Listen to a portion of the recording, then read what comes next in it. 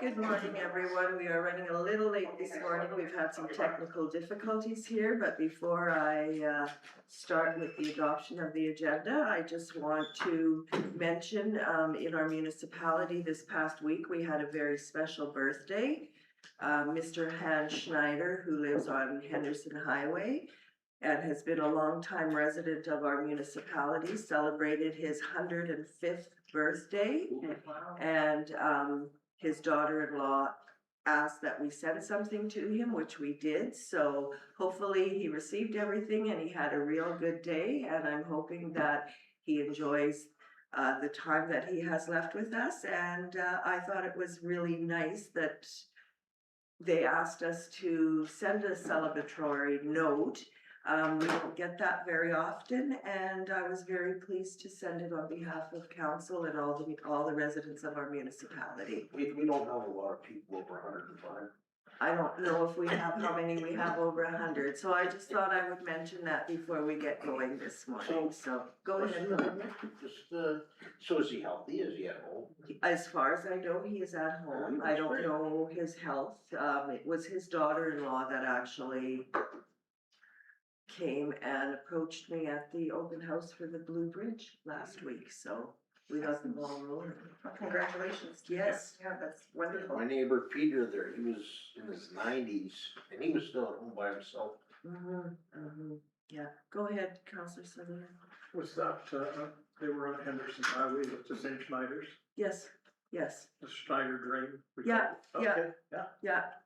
So, yeah, I thought I would just mention that this morning. I thought it was rather unique, and we were actually trying to figure out if he was the oldest resident in the municipality, but I'm not sure that we did get that information. So it's It was difficult to determine through, because of the Freedom of Information and Privacy Protection. Right. See if he was the oldest or not, but I would say it's pretty close to being one of the oldest. Oh, I'm Well, since sure. great guy. Yeah. Yeah. Okay, so with that, I'm going to call for a resolution for the adoption of the agenda, please. Resolve the agenda for the meeting be adopted as circulated with the noted additions.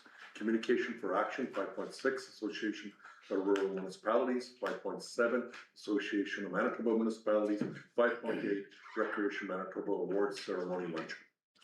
Okay, can I have a mover, please? Councillor Bazarowicz, Councillor Sutherland seconds. Any changes to the agenda? And I believe we might have a couple. Go ahead, Councillor Strang. I would like to bring forward on dates for Red River North Tourism that would like to meet with our council. Okay, And it's to do with the session that we had with the businesses and council members. great.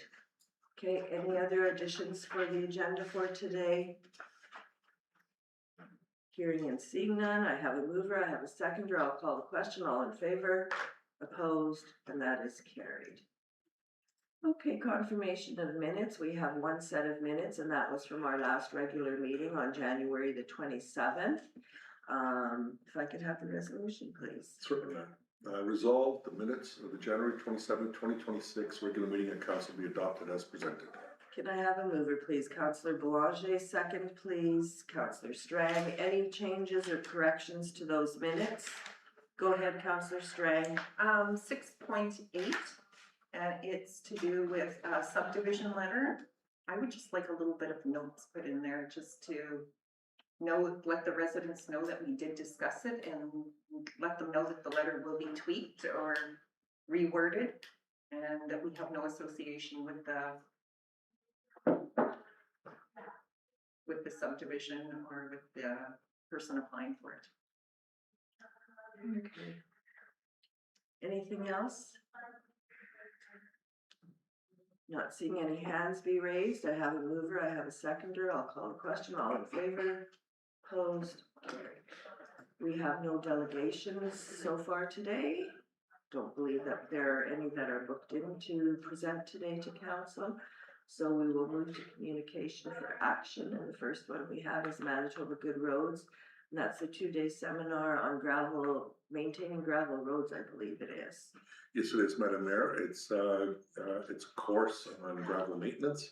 And also made it available, obviously, we'll send some people from Public Works as well to this course, and thought if there was anybody in council that might be interested in attending.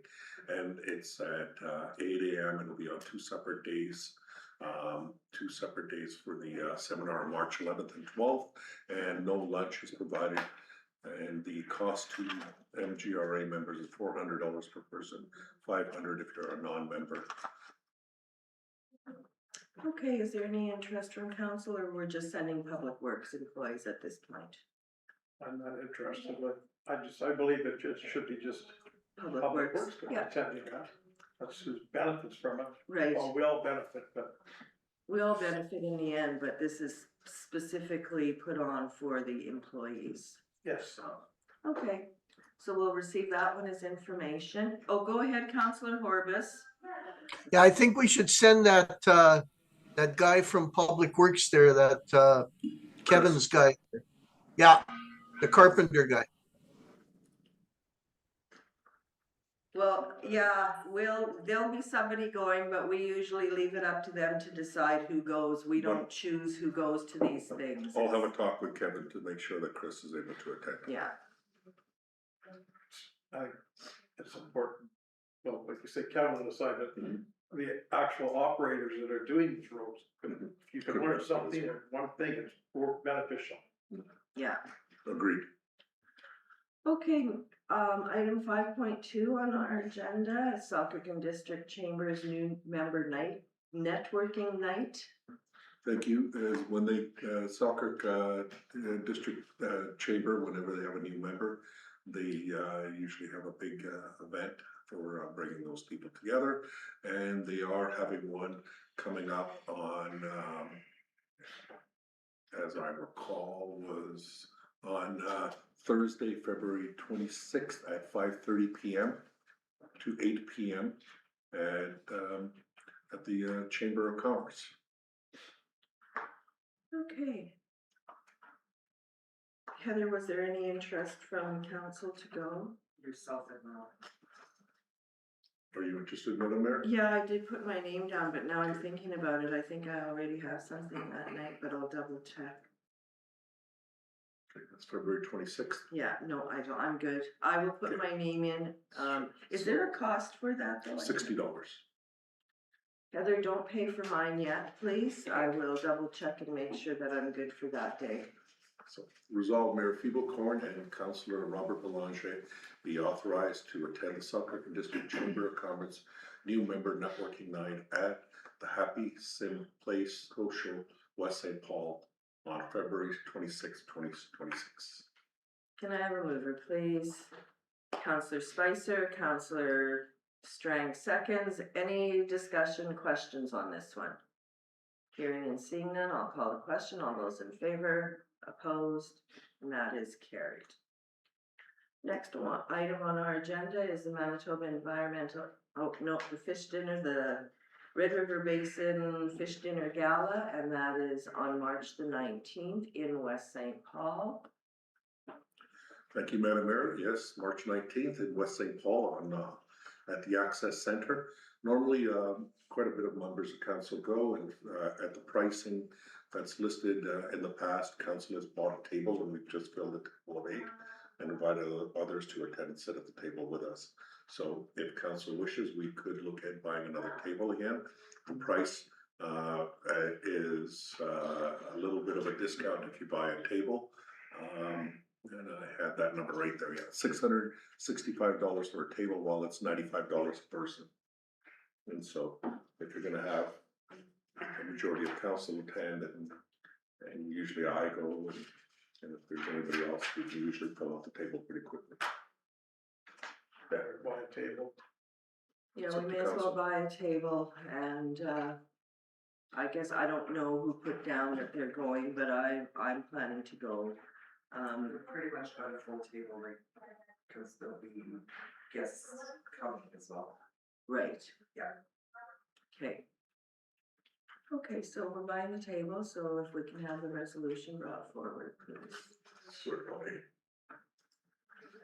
Resolved, Mayor Feeblecorn and council be authorized to attend, or should we list the individuals who have identified that they're coming? Or should I just? Well, go is there with council? anybody that doesn't know for sure at this point in time whether they're gonna go or not? Go ahead, Doug. As of yesterday, my travel plans have changed, so I don't know if I'm gonna film them again or not, so. I said, yes, I would go, but. Yes, you would go to the fish dinner? Yes, Okay, so, one question, like at this time. right, okay, so then if you choose not to go, you'll have to let Heather know as soon as you know. Yep. So, So since we're buying a table, Madam Mayor, Yeah. we'll just say mayor and and council. council, that's right. So resolve mayor and council be authorized to attend the Red River Basin Commission Fish Dinner Gala at the Access Center in West St. Paul on March 10th, 2026. Can I have a mover, please? Counselor Strang, Counselor Bazarowitz seconds. Any discussion? Hearing and seeing none, I will call the question. All those in favor, opposed, and that is carried. Okay. I gotta get out of this screen. And I can't go there. Go ahead, Deepak, because I just. So the next item on the agenda, Madam Mayor, is the in Manitoba Environmental Industries Association, and this is another event in association with MAR on recycling and dealing with hazardous materials as well as dealing with recycling. And it's another course for staff, but since it is a MAR course, we felt that we'd bring it forward if there was anybody in council that was already a member of the MAR committee that might be interested. And if not, then we'll just receive it as information. Anyone from council interested in this one? I know that there'll be probably somebody from PW going, but. No, I think we're good, so we can receive it as information, please. Thank you, Mayor. Oops. I just lose.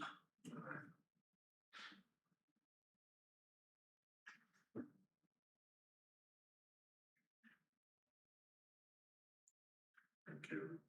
Okay, so the next item on the agenda, Madam Mayor, is the environmental industries again.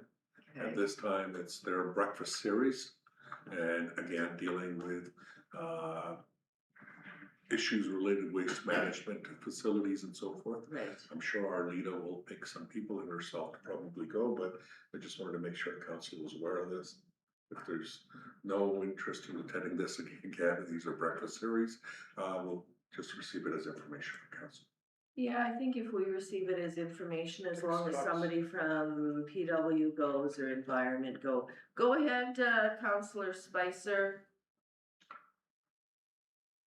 I agree. It would be interesting for whoever goes to come back and let us know if the province is, as we all know, many years ago, the province was talking about shutting down some of these landfills. We'd like to know if they're considering that again or not. Certainly.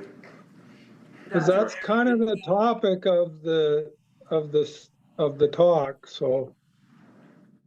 They Well, stopped with us.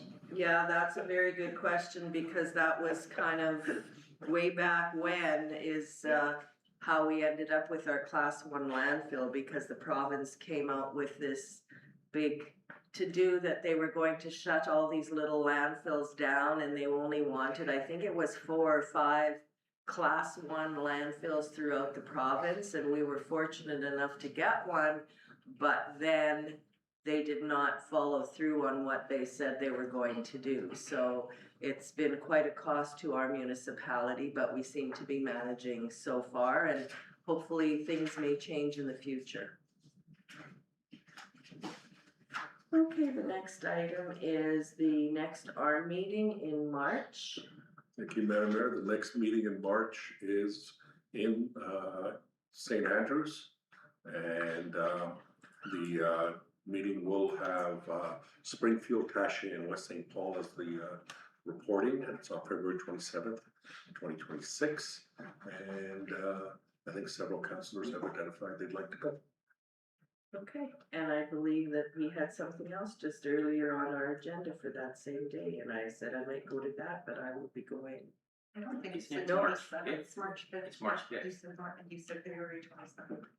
Yeah, Oh, you sorry, did. the deadline is February 27th. Oh, okay, that's, okay, so March the meeting 5th. is March Thank you the very fifth, yes, so, whoever is interested in going, I'm sure you've let, Heather know, but I think we should probably just pass mayor and council.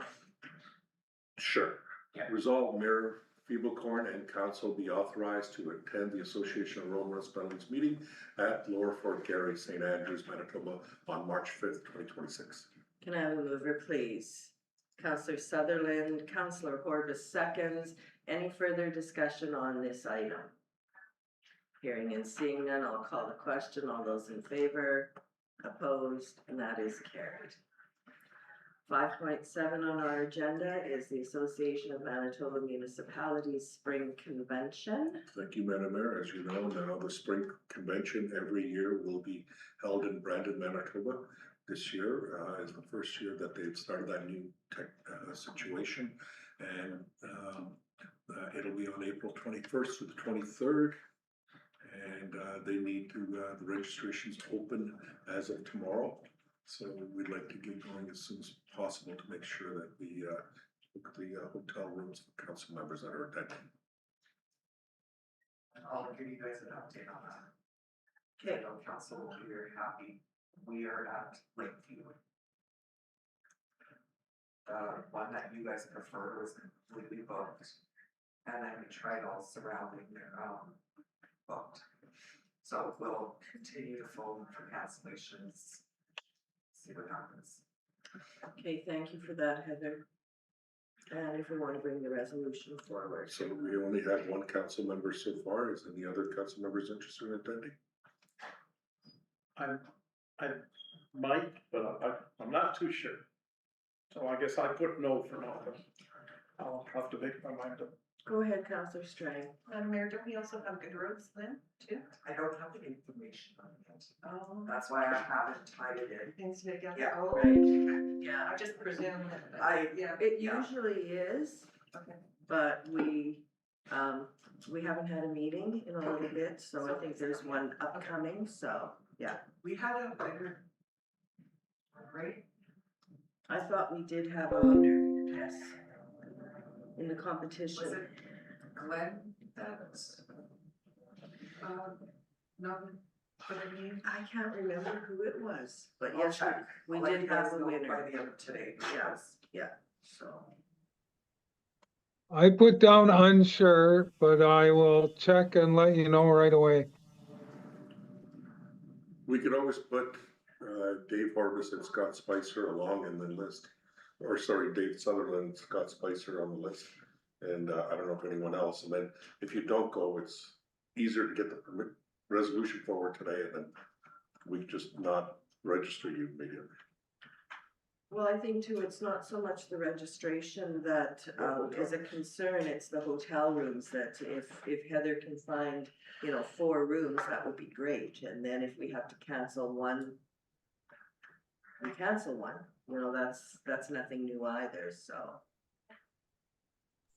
So I would be thinking about going too, but I don't know yet. So that's just, so I'll put in the 5 of you. Yeah, I'll put in Mayor Feeblecorn, Councilor Basarowicz, Councilor Orbis, Councilor Sutherland, Councilor Spicer, is that it? Anyone else interested? And Councilor Strang? Okay, I would just put so mayor and I'll council. mayor and council. Yeah, Okay. yeah, and then we'll. Well, and then Then we'll just take out who's not. and then just Can't pass cancel. from one to everybody. I could sleep in my car. It doesn't matter. It's still a little chilly then. It's not that far, you could probably drive home, Yeah. Are we going right? yes. Okay. So, Okay. resolve, Mayor Feeblecorn and council be authorized to attend the Association of Manitoba Municipalities Spring Convention at the Canada Inns, Brandon, Manitoba on April 21st to the 23rd, 2026. Can I have a mover, please? Councillor Belanger, second, please. Councillor Basarowicz, any discussion? Hearing and seeing none, I will call the question. All those in favor, opposed, that is carried.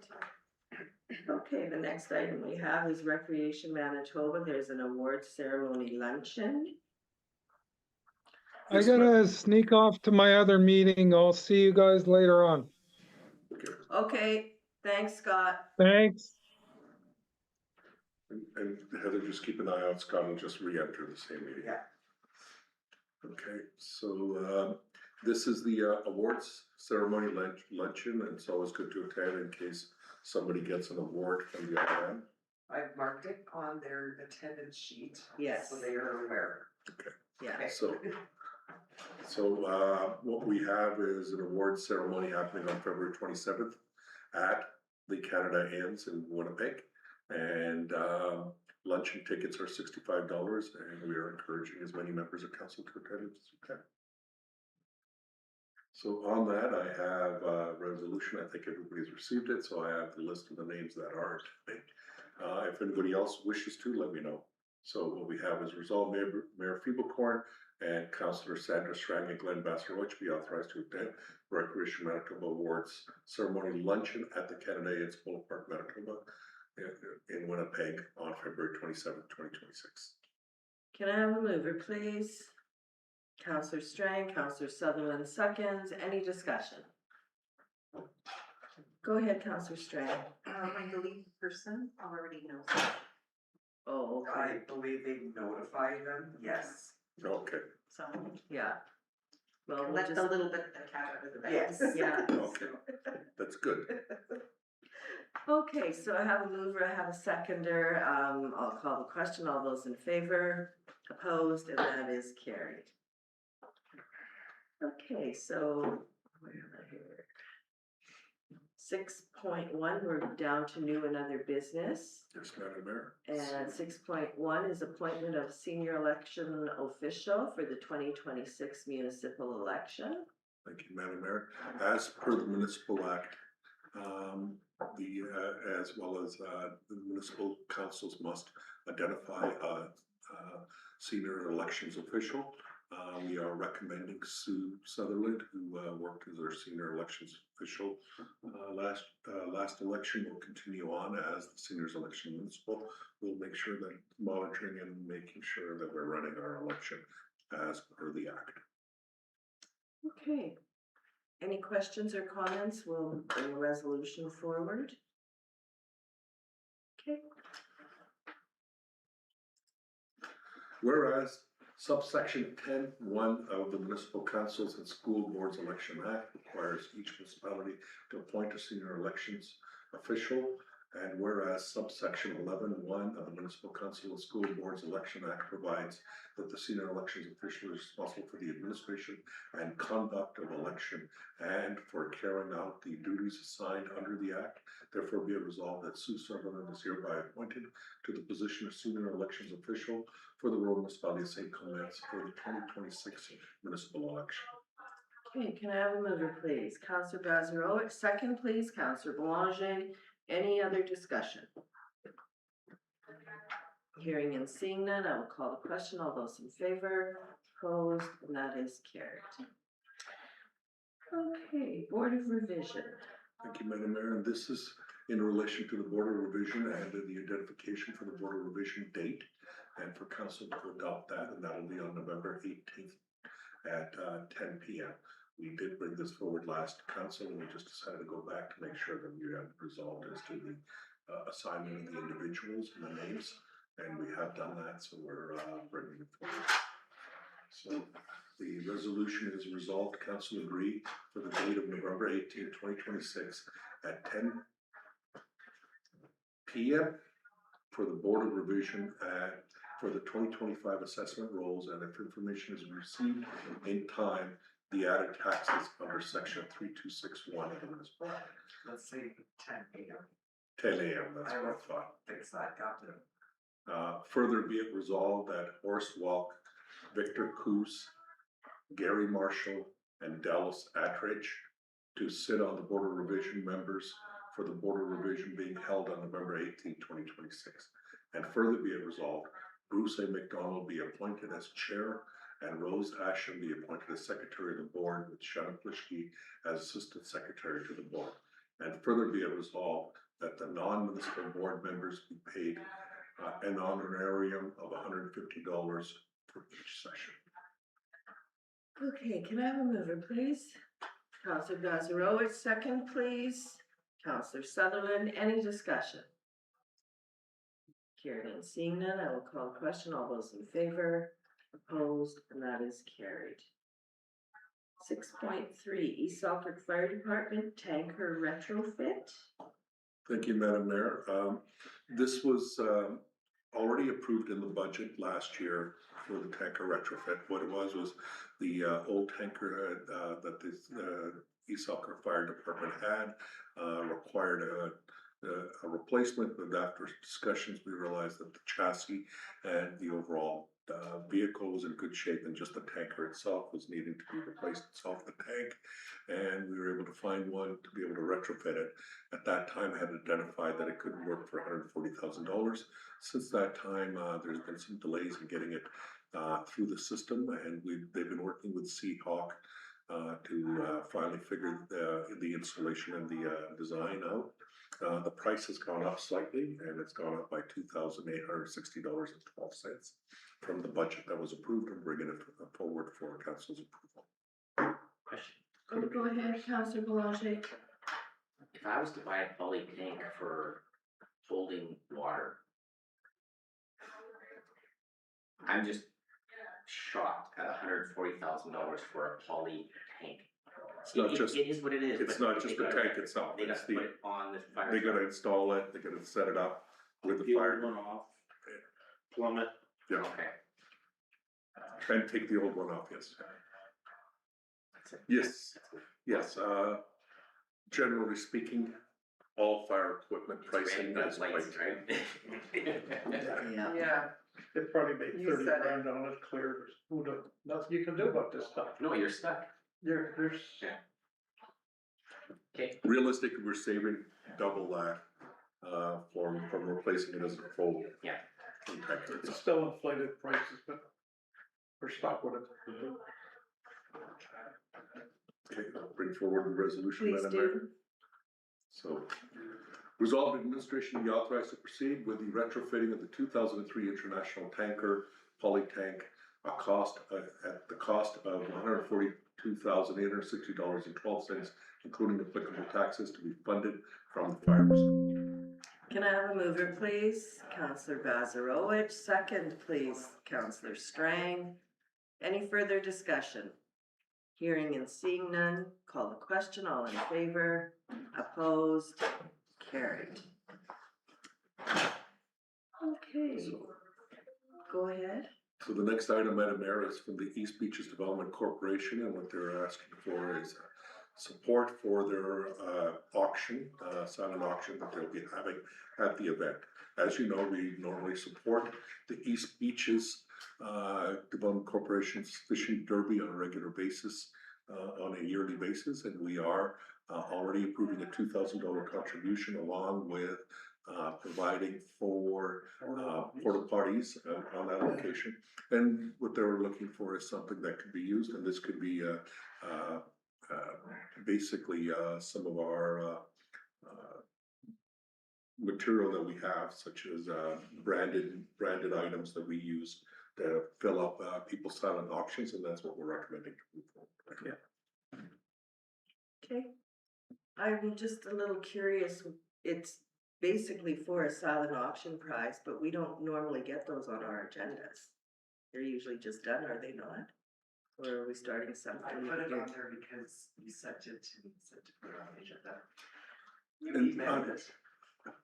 They specifically, I know, they're specifically asking, normally what they were asking for, and we didn't know if council wanted to give up. If we're gonna give a donation of any amount, because they've asked for a donation or material. Right, So if somebody was just asking for just, some of the prized materials such as, cups, pens, and those kinds of things to add to a silent auction, we usually just do it. But if somebody asks us to put money towards something, then we bring it to council for approval. So we're already putting money into everything, Yes, so. and so we're saying just give some prized material that we normally would, I and since they've asked for it, we'll. I agree. Yeah, okay. If you like, when, I can bring it forward as information, we don't have to have a resolution. Go ahead, Counselor Strang. I was gonna say, I just think it's great, good information for everybody around the table here, that knowing that we are doing with the porta potties and then with them doing the silent auction gift. I think it's more for our CAOs that for information thing, but yeah. So, okay, we'll receive it as information and we won't pass a resolution. And again, this is one of those, because council did identify at the fishing derby that they wanted to make sure that they were recognizing for all the contributions the council has been given to this fishing derby on a regular basis, including the porta potties and all these Yeah, other and things. everything else that they do to get prepped that they ask. Yes. Well, I guess they must have a Exactly.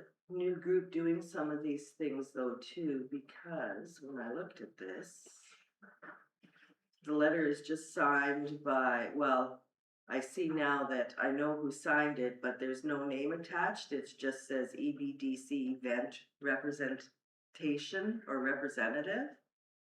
So, I mean, that could be anybody in the community, but the line above does say who to contact. And I just thought it was a little odd that the letter wasn't signed. So, anyways, we can move on. Okay, thank you. And the next item is the financial statements. No, there was the one addition, Red River North Tourism. It's the one, yeah, Sandra Oh, had sorry. brought up this morning. Refresh, yes. So we have the meeting request from Red River North Tourism. Let me just refresh this.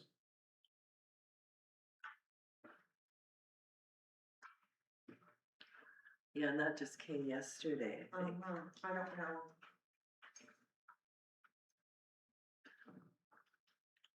Go ahead, Madam Councillor.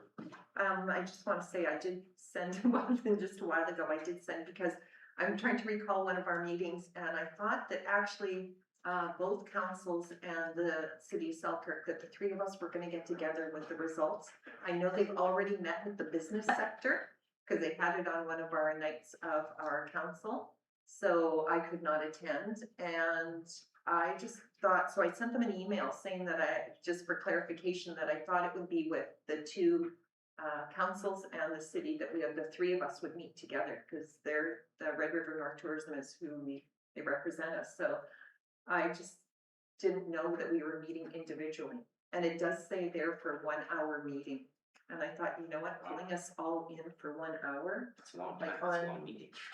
I don't think so, once we get discussions going around the table, that they're gonna give us all the Yeah, true. results of, Yeah, Madam Mayor was at it was almost, it was an open house, but it was, how we sat at different tables and they Oh, went over right. the different topics. Yes. These are the results from all that.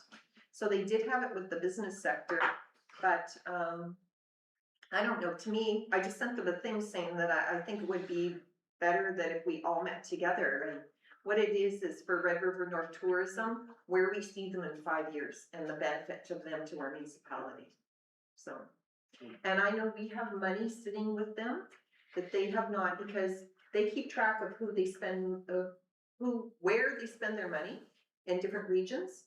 And even like some of our items that come to our table here for some of the sponsorship, I'm wondering whether we should go through Red River North Tourism to use up some of that money that On our sits with them. Yeah, on our behalf, yes.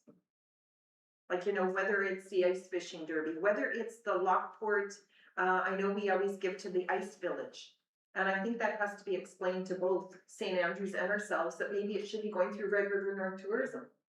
Because that's our tourism key, and we give them so much money every year to use up, and I know we have a credit sitting with them, so I don't know. what do you think? 3 or it even went up to 5, and I know the city of Selkirk gives them extra, but I know they do extra tourism Yeah, they for do them, extra that's, stuff then for that's them. sort of their thing, they do. Well, that Just just makes consider sense, that. that if we're giving, if they are gonna represent us, that why would we give more money to somebody else when we've already given them money, and they could give the money on our behalf? Right, but I think that's a very good point, but I think it's just the habit of those groups always come to the municipalities and get their money because they've always done that, right? Right. So I think that's gonna be part of the discussion and the change, and Yeah. if that's what they want us to do, and, but anyways, they did give us a few dates and everything. I don't know if we wanna wait through the meeting and hear back and see if they answer me back to say, cause I did ask to meet with both councils and Selkirk there, so St. Andrews, St. Clements and City of Selkirk. Yeah. Together as a council, that's. Go so we're ahead. all on the same page, I don't know. Go ahead, Councillor Sutherland. There's nothing wrong with that idea, but, for example, like Fishing Village. I forget, we donated quite a bit, I think. So would we have to up our contributions to the Red River North? And again, they were to disperse all that money, because I don't know if that would work properly, because just the Fishing Village, we give quite a bit, and others, so.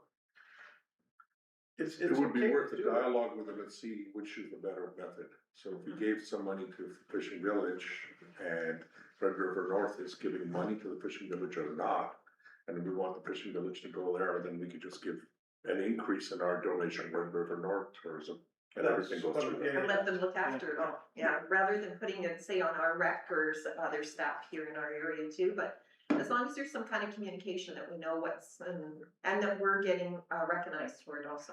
That's right, and that we know who's getting that money from Red River North Tourism. Yes, yeah. Go ahead, Councillor So, Sutherland. we're talking about that, so would that pertain also to our donation to the, to Grand Marais, to their, To the, to, Oh.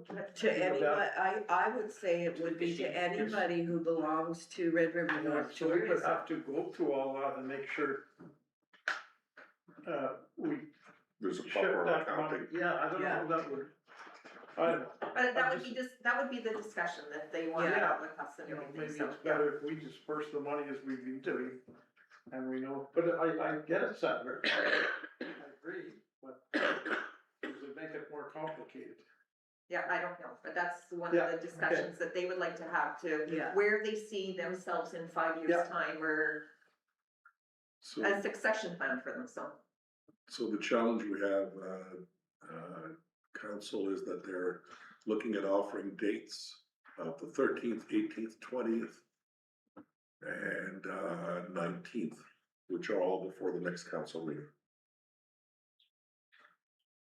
So that doesn't give you a lot of time to pick if there was going to be a coordination of a different time for all three councils. Yeah. So They're should we probably just not gonna choose, do that should we now. just choose one date today of which council is interested in? And then if they're able to coordinate something for all three councils, then we could work on something like that after the fact. And where would the meeting be? If If they're recommending the meeting be in our council chamber, For all three, if all for three. us, but if the other one, we don't know, that would also need to be coordinated to Yeah, make sure okay, there's enough room. that's what I, When's our next council meeting too? 24th 24th. And then we have a committee of the whole meeting next next week, Tuesday. on the 17th.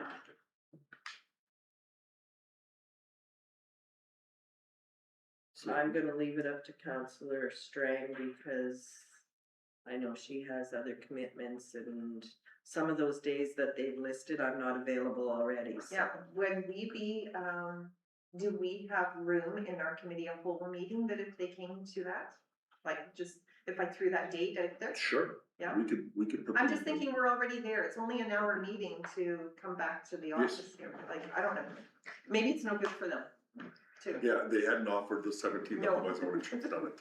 It only works better for us because we're here anyway. Right, okay, well, I can throw that out there, but, Yeah, 17th and 24th, we can certainly squeeze them in both okay, of those. just so everybody's aware, I did send everybody the email also. Yeah, I forwarded it, and then I forwarded to Madam Mayor, the one that I sent that said about the three of us getting together. So we'll see what replies back, okay? Okay, okay, so we'll just leave that one. and for we'll just today. do it electronically. Sure. Yeah. Okay, so moving on our agenda, we're at number 7, which is the accounts and the financial statement. Yes, Madam Mayor. So we have our closed list of accounts. So resolved that council approved the February 10th, 2026 list of accounts, check numbers 26000117 to 26000201 in the amount of $1,517,202.88 for payment. Can I have a mover, please? Counselor Sutherland, second, please. Counselor Orbis. Any further discussion on our list of accounts? Hearing and seeing none, I will call the question. All those in favor, opposed, and that is carried. And the next we have is the audited financial statement, and we are at our 2022 audited financial statement, and I believe that there is a presentation before we bring the resolution forward to pass it. Yes, Madam Mayor. So this is the 2022 audited financial statements, and you'll see that on the screen, the presentation is available.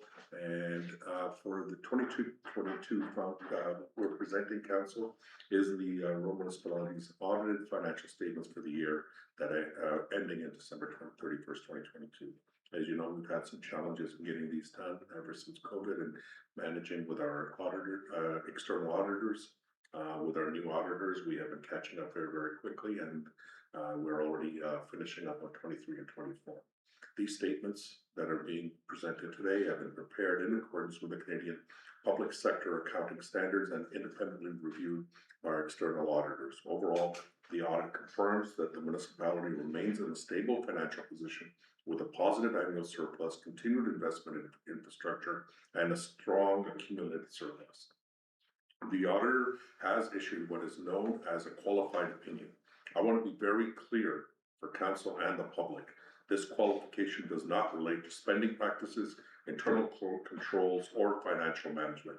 It is limited to a new accounting requirement introduced nationally in 2022 related to the estimating future asset retirement obligations, specifically potential asbestos remediation in older municipal buildings. Administration is already taking steps to address this requirement through further assessments and documentation of our municipal assets, and this matter does not impact our ability to deliver services or meet our financial obligations. This presentation will walk through the audit results and explain the qualifications in the plain language. The 22 financial highlights. So to summarize, the key performance indicators from the 2022 audited statements demonstrates the municipality's strong fiscal standing. The annual surplus of $3.15 million reflects effective financial stewardship and supports the municipality's ability to reinvest in public services and infrastructure. The accumulated surplus of $49 million provides a long-term buffer that contributes to stability and sustainability in municipal operations and future planning. Tangible capital assets valued at $58.5 million illustrate the scale of infrastructure under municipal management, including roads, utilities, and public facilities. Net debt totaling $9.57 million is presented with a broader context of the municipality's overall asset base and long-term financial strategy, showing that the liabilities remain manageable relative to the community needs and capital investment. These figures collectively demonstrate that the municipality continues to maintain a stable and responsible financial position supported by reserves and structured long-term planning. The financial trends indicate a ongoing commitment to infrastructure renewal and service delivery, reinforcing that the municipality continues to navigate economic variables effectively while preparing for future requirements. So, the auditor's qualified opinion is limited strictly to one technical accounting matter: compliance with the new Public Sector Accounting Board (PSAB) standard related to asset retirement obligations. Introduced nationally in 2022, the auditor informed us that many municipalities have received the same qualified opinion. Under this standard, municipalities must estimate and report future costs associated with retiring old assets, including environmental remediation for asbestos or lead paint in older buildings. While the municipality has already met requirements related to our landfill closure obligations, it has not yet completed the necessary assessments to estimate the remediation costs in a limited number of buildings. As you know, we have very limited number of buildings in the RM. But we are also taking into consideration all our buildings that are under the obligation for the municipality to cover, such as community centers, and we want to make sure that we're monitoring them as well. Communication, all other aspects of the financial statements are fairly presented. Okay, and important, this does not suggest errors, mismanagement, fraud, or issues of spending or internal controls. Communicating this distinction clearly helps maintain trust, as a qualification comes from a transitional regulatory requirement rather than any operational deficiency. This issue in administration is administrative in nature and will be resolved through ongoing assessment work, which has already begun. And so, moving on to our next item, which is the inventory and environmental assessment. Steps are being taken to fully address the new ARO requirements and advance the audit towards completion. These actions include conducting a detailed inventory of the municipal buildings, which has been identified and completed in partial, followed by environmental assessments where necessary to determine the presence and conditions of materials such as asbestos and lead paint. Obviously, that's only on specifically aged buildings, and some of our buildings are new and there is no issues there. The resulting data will allow the municipality to estimate future remediation obligations with a better idea and enable compliance with the PSAP reporting standards. Updated estimates will then be incorporated into future financial statements, ensuring enhanced precision and transparency. The work will be phased in a manner that minimizes financial and operational impacts in order to achieve responsible management of municipal resources. Thank you, Madam Mayor, and that's the presentation for the audited statements. Okay, thank you for that. Go ahead, Councillor Boulanger. That first slide, Deepak, can you go back to that first slide? Certainly.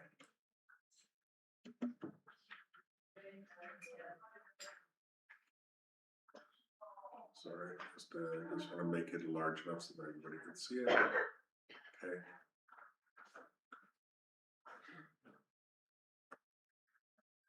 Sorry, the next one. The previous one, this one? Next one. Next Yeah, one. the next one. Right there. So if I understand what the annual surplus is at 3.15, the 49 million accumulated surplus, is that our potential, does that reference our potential borrowing ability? I get what the annual one is, but the accumulated surplus, 49. That's including all our reserves and. That's Correct. not only municipal, keep that in mind. Yep. That's also River Pines, the library, all of those, and this is all joint. Got it. Okay, thank you. Yeah, it's a consolidated statements that brings those together, Okay. but also includes our reserves. And so not, the 3.15 is just our annual surplus. I get that one, it's the other one I did not. Okay, that makes sense. Thanks. Okay, anything else? Go ahead, Well, Councillor just, Sutherland. Talking about the asbestos remediation, who would, like our, like, community, like Lebo, Stony Point, Grand Marais, the rec center, they're older buildings, do we do any checking to see if there, I doubt there was asbestos. That's what we'll do is we've done the asset inventory and identified such as either the East Selkirk Hall or East Selkirk Recreation Center. And some of these buildings are not owned by us, but are still within our control. And as we provide operating funding, so we're gonna take those into consideration. So the first order of business is just identify the year that the building was built. And then if it was built after, I recall, the 90s or 80s, I can't remember, there's a specific date that there wasn't any asbestos included. So then it's automatically taken up. If they were built before that, then we'd want to do another next level of investigation to determine, is there lead paint or asbestos in the building? And if it is, and it's not being disturbed, it's not an issue, but you have to have a plan and identify it as a future liability in case that you had to remove that building. There would be an added cost for demolition. If there's asbestos in the building, then there isn't. So that's what the obligation is, to make sure that you take those things into consideration. Same thing as our landfill. We have our landfill, and the idea is that once the landfill is complete, you need to fully encapsulate it and put a clay liner all around it and make sure that nothing can leak any further, and then that's considered a cost for the future. Could be 20 years from now, could be 30 years, could be 5 years, then that's the analysis you're doing. Okay, thank you. Okay, so do we have a resolution for that statement or not? Yes, we do. So resolve that the December 31st, 2022 audited financial statements be adopted. Can I have a mover, please? Counselor Bazarowicz, Counselor Horbis seconds. Any further discussion? Hearing and seeing none, I will call the question. All those in favor, opposed, and that is carried. Okay, thank you, Sharon. Okay, so now we're down to 7.4, which is grants on our agenda this morning. Yes, Madam Mayor, and so what we have is several requests for grants, and the first one is from the East Beaches Resource Center. And so the East Beaches Resource Center grant request is, let me just increase the size, and so what they're requesting for is $5,000. Last year, we donated, we awarded them $2,000.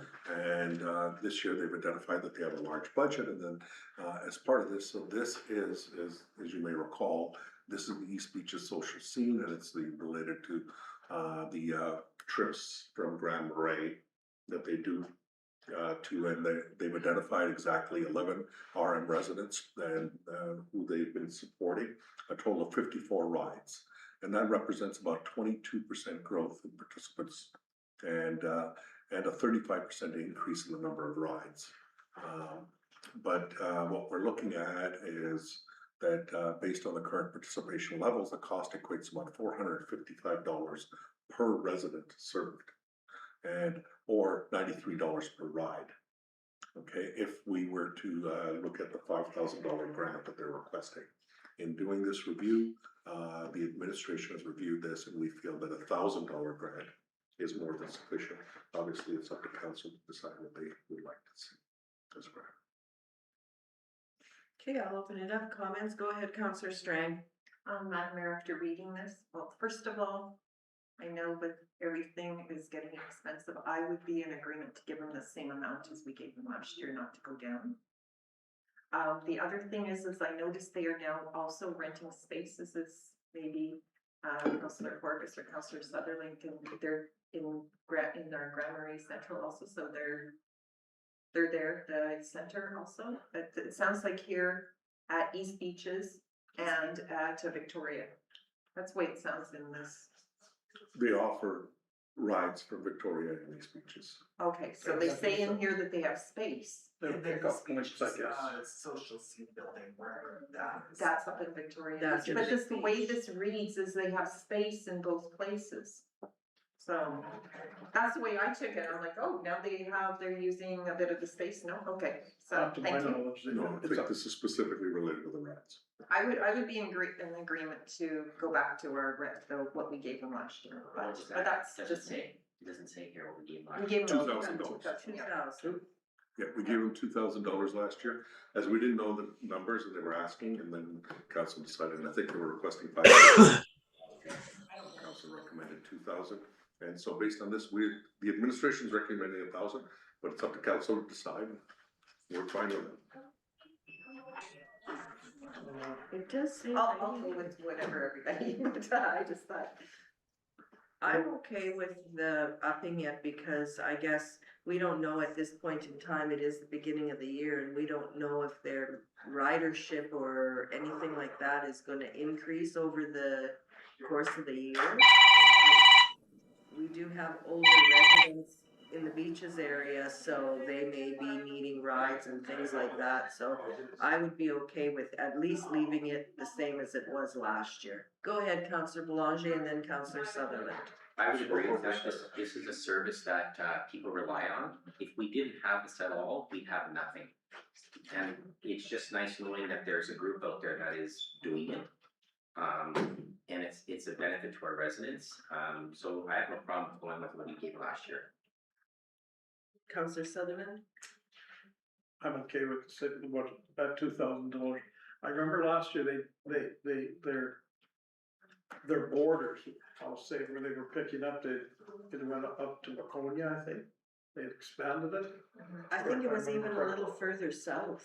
Something tells me it was almost to Patricia Beach. Okay, I remember before, it doesn't matter, but I know Yeah, they expanded their borders, but I'm good, having said that, I'm good with the 2,000 instead of 1,000. yeah. Comments, Glenn, or no? No, Council Herbst has his hand up. Oh, okay. I don't know if he's still there. Yeah, he is, but he's. Counselor Horbis, did you want to chime in on this one?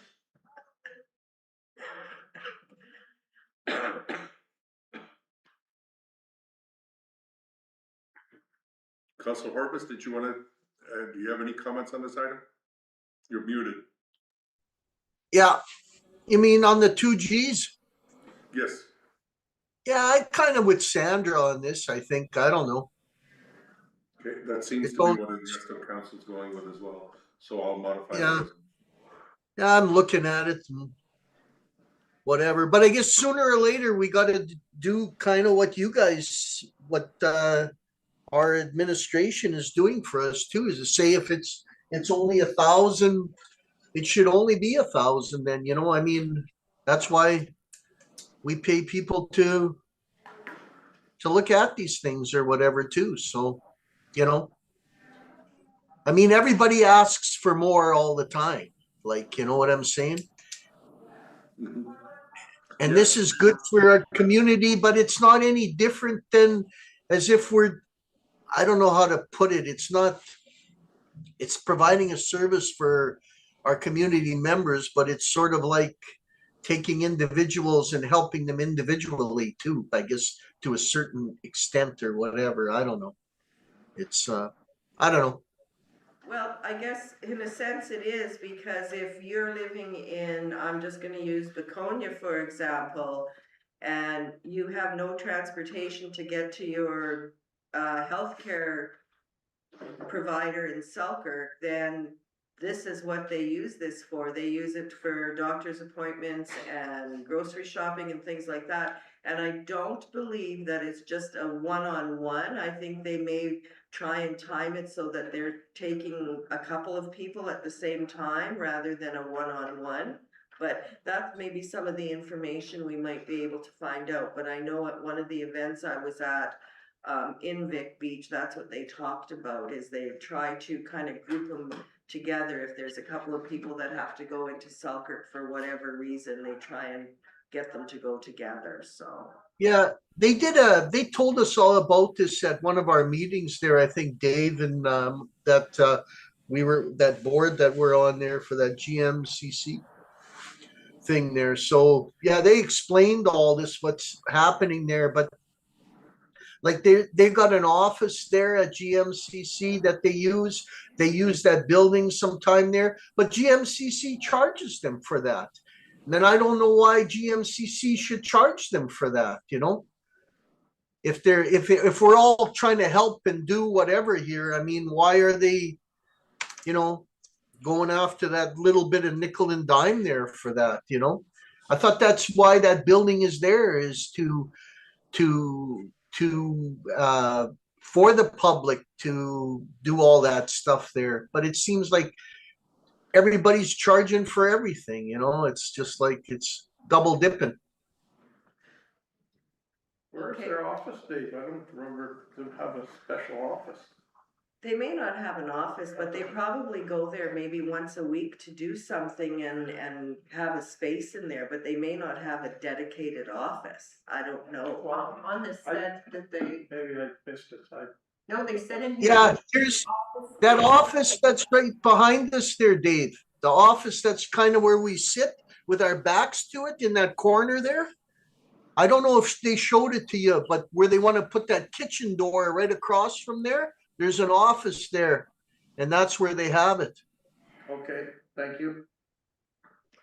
Okay, so what is the wish here on the East Beaches Resource Center? Are we gonna leave it the same as last year for the $2,000, I believe I it think was? that's what we said. Yeah. Okay, so if we could bring that resolution forward, please. Be it resolved that council of the Rural Municipality of St. Clements approve a grant of $2,000 to the East Beaches Transportation Program for 2026 to assist with the continued operation of the transportation service for RM residents.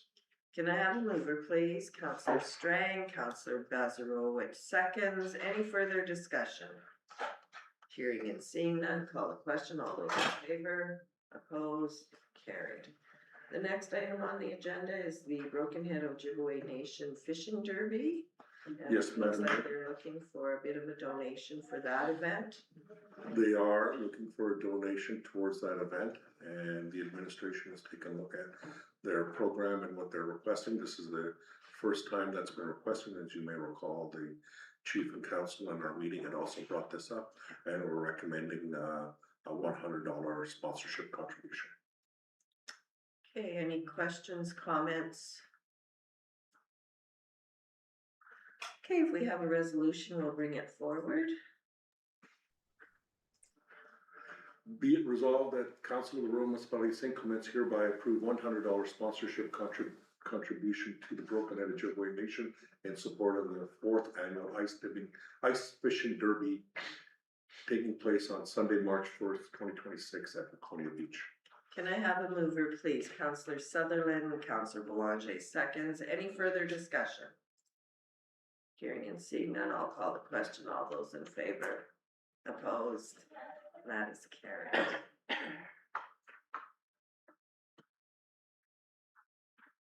East Beaches Social Scene.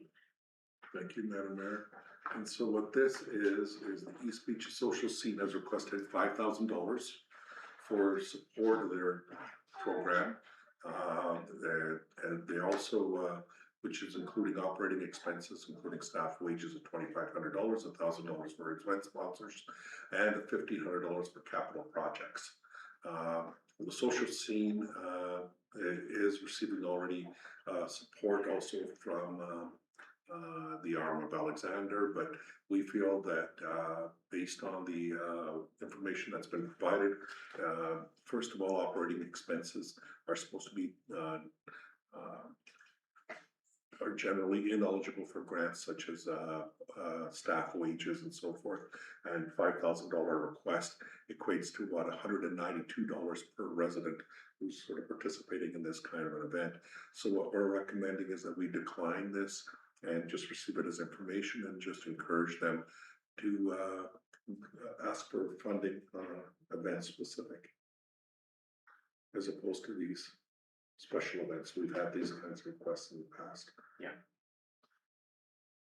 Go ahead, Counselor Strang.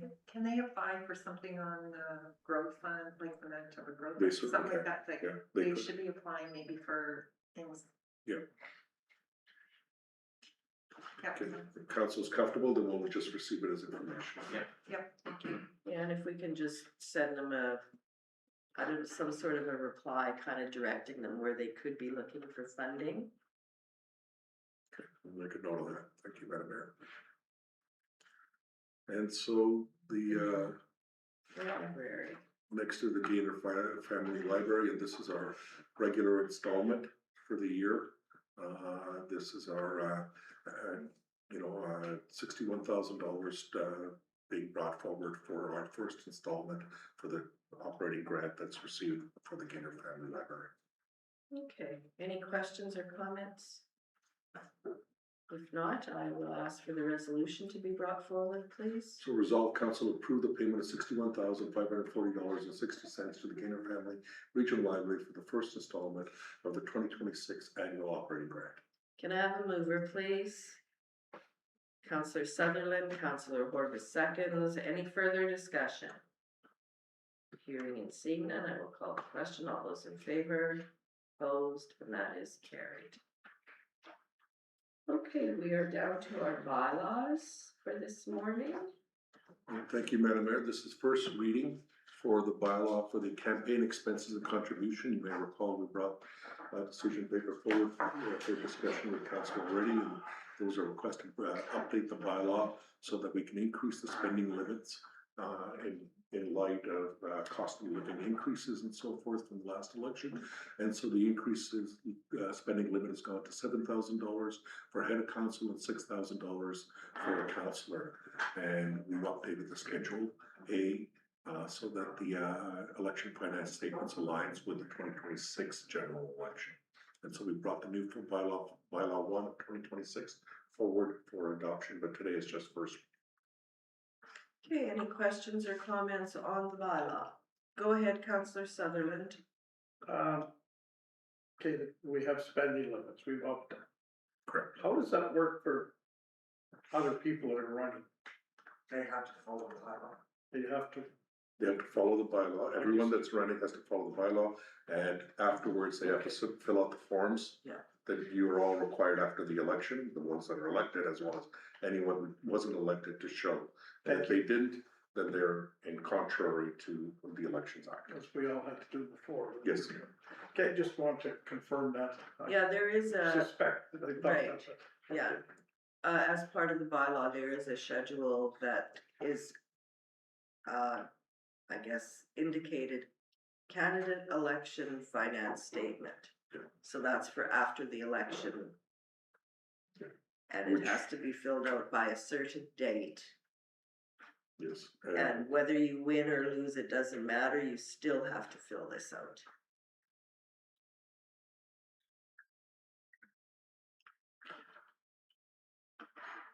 Go ahead. So when you come and get your papers, get your signatures, is that explained under then? Yes, it I is. think you That's get a what the whole senior elections package. No. Officer is Okay, responsible for, yeah. I think when you come to get your nomination Thank you. papers, you get a whole package of an election Sure, I need to package. stop. I don't want to go to that. Okay. Anything else? We're good? Okay, we'll bring this bylaw forward for first reading, please. Resolve bylaw 1 of 2026 being a bylaw for campaign expenses and contributions in a municipal election be given first reading. Can I have a mover, please? Councillor Belanger, second, please. Councillor Bazarowicz, any further discussion? Hearing and seeing none, call the question, all in favor, opposed, carried. Okay, we are down to number 9 on our agendas, which is communication for information.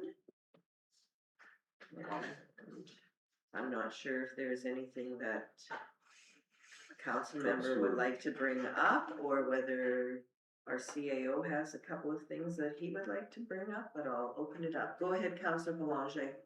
The 11.4 million for fire safety, at first when I saw it, I thought, oh boy, and then when I read it all, it was, money that's already been accounted for or distributed to certain municipalities that applied for it, so.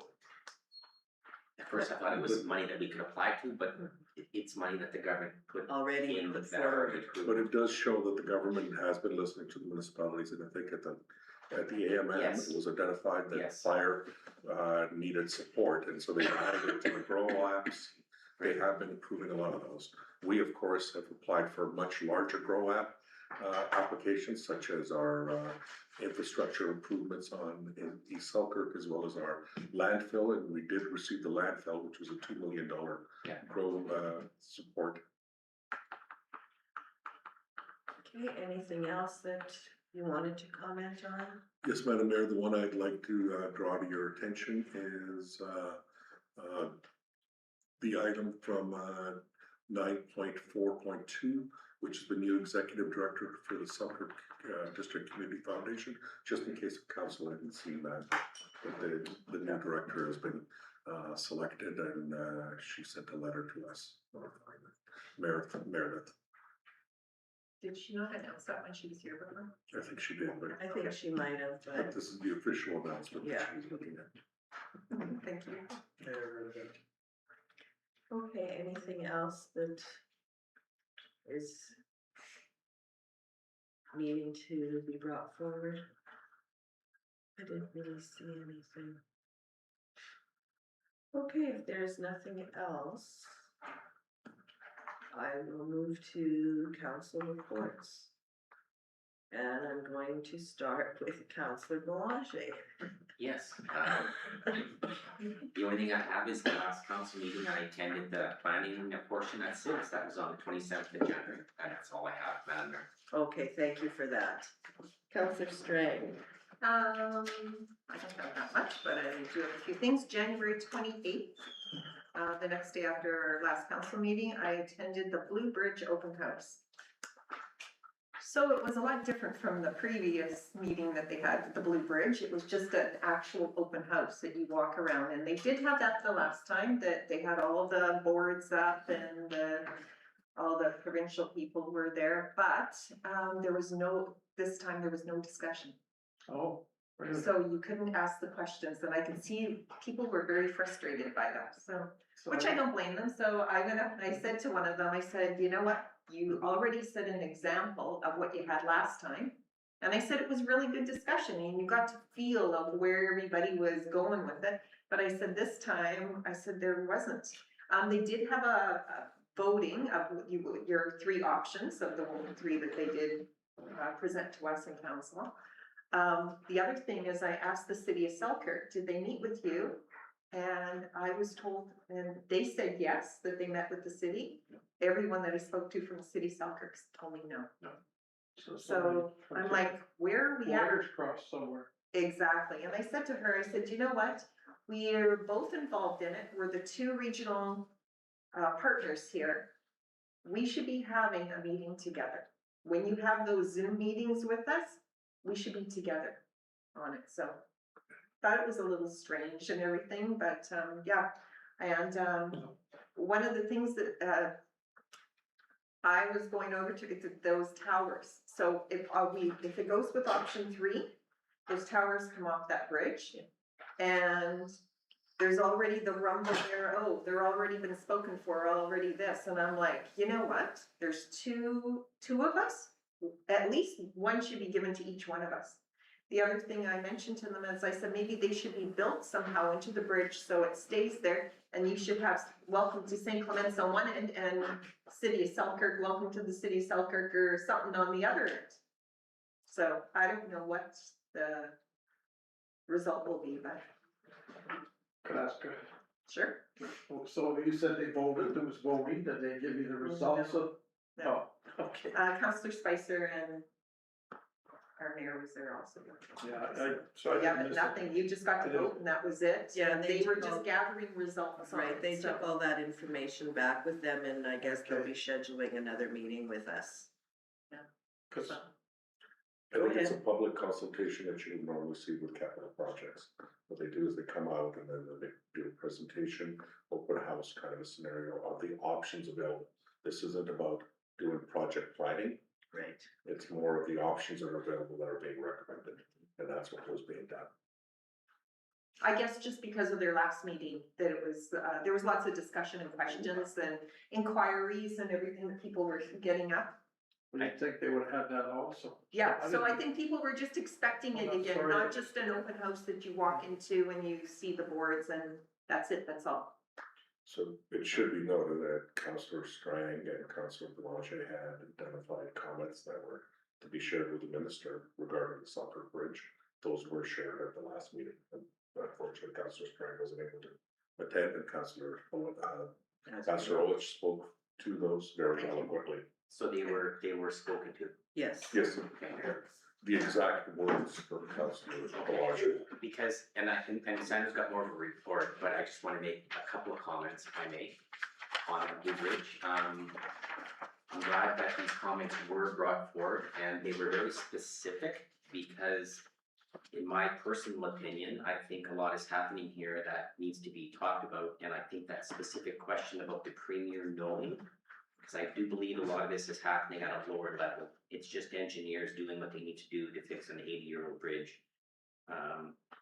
I can tell you that the letter to the editor that was written to the local paper in Selkirk, it had a lot of responses, and that there will be a letter writing campaign going directly to the ledge, directly to the premier's office, and directly to the minister's office regarding that bridge. So all I can say is that if the province feels that they want to move ahead with this project in the manner that they're doing it, that there will be letters forwarded that need answers to from the public, because the public need to get involved, the public need to say they disagree. And the only way that happens is when letters are written. So that's the next phase, is that a whole bunch of letters are going to the ledge, and hopefully, I'm not naive in saying something's gonna happen, I'm just saying that it'll let the ledge know that people are looking and that we're not gonna satisfy with just a rebuild, so we'll see where it goes. Oh, if you're finished with that, I was just gonna comment because I was at that open house too. And I think the majority of people that were there expected a presentation and were wanting to be able to ask questions. But I also know that a lot of them thought that this sort of layout was not what they were looking for. And there was, I would have to say, looking around the room when I was there, the majority of the people in that room were our residents. Is that right? Yeah, yeah. So, just a comment, that's what I noticed. That's a good one also. I think the thing is that speaking to some of our residents, they're like, you know what? It's not what we want, but it's is what it is, and it's something that's gonna move forward. So I think they just sort of, some of them just shrug their shoulders or throw their hands up in the air, and that's good to hear that they're gonna do something with, write some letters just to bring in some attention to it. But I think their mind has been made up from day one, and they just, I don't think they care to hear what everybody else, what we all have to say or whatever, that, you know, that's their mind. This is their dollar value, this is what they have to work with, and it's, what is it? Yeah, was it 20 years that the Band-Aid is? Yeah, that's what it is, and people are saying, well, what's gonna happen after the 20 years? Well, this process is probably gonna start all over again, right? Well, and Another can of paint. my question to that was, okay, if you're telling us that this is supposed to last for 20 years, when are you gonna when is the government gonna start putting money away to build that new bridge 25 years from They don't now? know.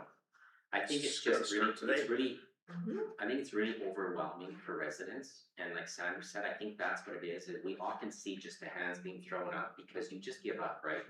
There's so much to work on to get this argued that people just give up, they say, I don't got the energy for it, and Yeah, so. well, and that could very well happen, but I guess, you know, it's very frustrating because yes, we all would like to have a new bridge, and if they're saying that it's not gonna happen for 20 years, well, when are you gonna start putting money away from it, for it? Because you're not gonna have money in 20 years from now to build it, so. That was my comment, so sorry for taking that's off fine. track here, but Oh, that's good discussion. did you have one more comment, Dave?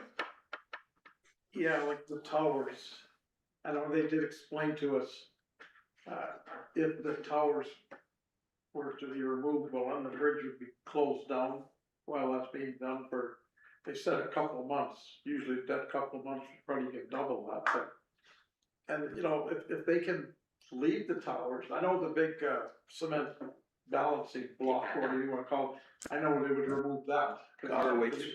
It's not gonna be a lift bridge, the counterweight, sorry, but if, they just, if they could leave the towers, it would still look like the old lift bridge. Yes. It's never going to be a lift They're bridge. dismantling a historic bridge and they shouldn't be. Take the cement down and leave the rest standing. Yes, Would be nice, and then, you know, they're going to refurbish the, did they say they're gonna widen it a little bit? They No, can't widen they it. can't widen it. Not at all? No. I thought when they I do the thought they said- walkway, No, that they moved Maybe over. the walkway a little bit, but not the roadway. we're still left with the turkey trail. Okay, well, but, yeah, I thought, okay, sorry, I thought that the option 3 was they took the walkway from the inside to move it to the outside of the bridge they built it That's what it- after. It's gonna be nominal. that's what I It's not gonna remember, be a the lot. road would be. But I think it widens a little bit, cause I think one of the samples, Maybe. one of the pictures was how it arcs out. But it's not much, It's not but much. it's No, it's something not that, much. no, but it's something that you don't clip here, one of the things that so many people said are, you know what, you go by there and you're always afraid of, or people have lost their mirrors to each other, right? That's one of the things that, maybe that wouldn't happen if they widened it, Yeah. it's only like a foot or something that, A foot makes a big difference. I guess maybe. Well, and another thing that I guess we've talked about and it's been brought up in meetings is the traffic that is on that bridge. And I went to town yesterday and as I was going in, there was a cement truck coming out of Selkirk.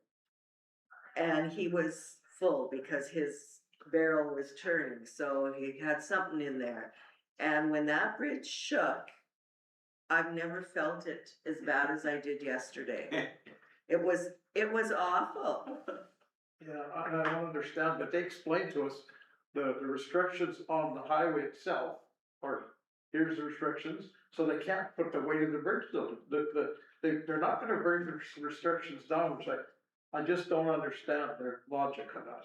It would make it last a lot longer, with cut the weight, but they say that's not gonna happen. But, Yeah. you know, at least the structure itself, they're going to, there'll be a lot of work. As everybody knows, you drive over it, it's rust and stuff, and it's not just a repainting it, that's for sure. And the actual roadway, well, it was ripped up before, but that's gonna be reconstructed, so, you know, I think we're going to, we all know we're not gonna see no bridge. So, but Rob, I get it, you know, Trying. try, I don't give up. no, nothing wrong with that, but anyway, okay, Okay, thank you. sorry for getting way off track there, Sandra, but go That's okay. ahead. On February 3rd, I had a Red River Basin North Chapter Executive Meeting, and I do have the date, it's April 8th. I just looked at the email, yeah, Yeah, so, and we're hosting and it. we're hosting, so I don't know if we wanna have here, there, like wherever, but, we can have it here. in the Probably office. here Okay. for that. I just said to, Rebecca that I'd let her know, but, so I think she's sending out the invite already on it, so yes, April 8th. And then we were getting prepared for our fish gala dinner, at the conference time, and that it's already half sold out, that was back in January, so. When Heather calls to grab our table and that, but I know we have one reserved for us anyway, so they won't sell it out, that we can still attend. Yeah, we were just planning for the fish dinner and our sponsorship and for getting donations out from the municipalities and the, you know. And then on February 5th, I attended ARM in the ARM Brosser along with all of council and ended up our mayor had our report, and I thought it was really good. It spoke, everybody else just got up and spoke of, hey, it's like, what's new in our municipality or our tourism things. Ours was on regionalization, so, and it was just being partnership with our neighbors, so it was very good. And we and we also had a guest speaker, Kevin Selch, and he was really good. He was from Little Brown Jug, and he spoke about how the difference is working with different planning boards and just different levels of government. So I thought that was very interesting, and very interesting that the city of Winnipeg is the only one across Canada that has a business tax. That he made that comment. I thought, wow. He never that's provided samples of his product. No, he did not. It was robust. It was, yeah, but it was very, it was a good, topic that the guest that they had, guest speaker. And that's it. Okay, thank you for that. Go ahead, Councillor Sutherland. Thank you.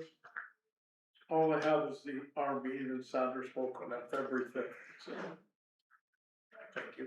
Thank you. Go ahead, Councillor Bazarowicz.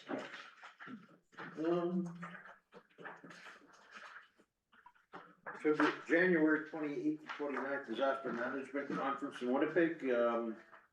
First keynote speaker was Lauren Schinkel, the Reeve of Lackawanna. He spoke on the wildfires we had earlier this year. And then there was a presentation by Animal Assisted Crisis Response and Therapy. They train dogs to calm people in times of crisis. Another speaker keynote was Tyler Smith. He was is one of the humble Bronco survivors. Seen him before. He does a really good presentation. Red Cross was there. They spoke on recovery trends and challenges. And then there was a seminar on the Northern Power Line outage, which is still not over actually, and the affected communities. I didn't realize how many communities are actually on that power line. I thought it was just the one. And then there was, the MEC Grads Award, Tyler, is an award, presentations of their diploma or whatever. Tyler was, one of the recipients. And February 2nd, we, had our meeting with Minister Naylor. And February 5th, was the art, and that's it. Oh, thank you. I have a question. Go ahead. Tyler Smith, is he one of the Olympians is he going to the Olympics to represent? Well, I have no idea. Oh, he didn't mention that? Okay. Just usually he's a paraplegic, right? No. No, he survived out. Oh, yeah, but he's. One of the Humboldts, I believe, is going to, To the Olympics, Olympics yes, for I think I did hear representing that, yeah. sorry, I didn't get who the person's name was that was one of the Humboldts, but. And what did our Tyler? He got his, Shelley puts on a mech. My fault, I sure. Course. These are like diplomas Okay, for completed. okay. He's received his certifications. Yeah, so now he's done, he's at top level or what, or is it keep on He's going? been at the top level for a while, and he helps do some of the training, so Okay, he's recognized. Yeah, I think this. I'll get the details, I'll share with you. okay. Yeah, Thank no. you. Yeah, that would be good. Counselor Horbis, committee report. Just the ARM dinner. That's all I have. Thank you, That's Madam all. Mayor. Okay, thank you. Okay, I had a couple of other things. I still put on here the AMM visit and our regular meeting on January 27th. And then I had the Blue Bridge, we talked about that one, meeting with Minister Naylor. The other one I had was on February the 5th, I had a WMR/CPR executive committee meeting. And also the February the 5th, the RM of Rosser, the R meeting, I think all of council was there except for Rob, so it was a good meeting. And as was said, I did my presentation, which was a little bit late, but that's okay. And just so everybody knows, I did notice on our, I guess at the end of the agenda, we are hosting the April meeting in our municipality, and I've asked Deepak to make sure that we have everything in line for that one. And that will be on, I don't know the date. April? Yeah. I have it. I thought we said earlier it was at, Lower Gary. That's March. That's March. That's March, sorry. Okay. St. Andrews. I'm not sure if it must be April the 2nd. It's on our in-camera discussion. Oh, okay, perfect, we'll talk about it then. Okay, and that's all I have. Heather or Deepak, go ahead, please. Okay, well, Madam Mayor, I had promised, since the last month I was, delayed in my, CAO report, that I said I would do 2 CAO reports this month. So this one covers sort of January and, year end, as well as our, then I'll present one for the next meeting, for February and January. And so I'll bring up my CAO report and for council, and so the first item is the St. Clements Activity Center. The project has achieved substantial completion, but we are working with the contractor and Red River Planning to achieve the occupancy permit. There are still some outstanding items to receive full occupancy. Without that, we can't move further. There are some seasonal work issues that are still left, and they will be completed throughout the building and the site as the weather improves. There are some items inside that we are dealing with that are deficiencies, obviously, that we'll be dealing with as well, that are all part and parcel of any type of a project like this. We are waiting for the occupancy approval, at which point then we can plan for a grand opening with the province and the federal government as per requirement for our sharing of this. The one major item that's still outstanding is that, we have been working closely with the province on the green buildings. As you may recall, it was originally, the federal government had approved all projects requiring a LEED certification.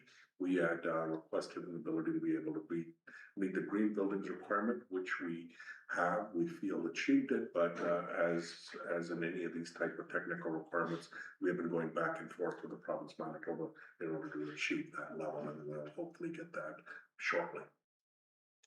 And I can give you a more detailed update as to what are some of the outstanding items later. Service sharing discussion for East St. Paul, with water and sewer has moved forward well, and we continue to meet with the Joint Infrastructure Committee, and there's going to be some more meetings moving forward. Negotiations with, the railway for using the right of way for, easements are moving forward, and the water and sewer capacity analysis report has been completed and has been finalized, and it shows the system can accommodate the first phase as well as it's looking at, the opportunity for growth.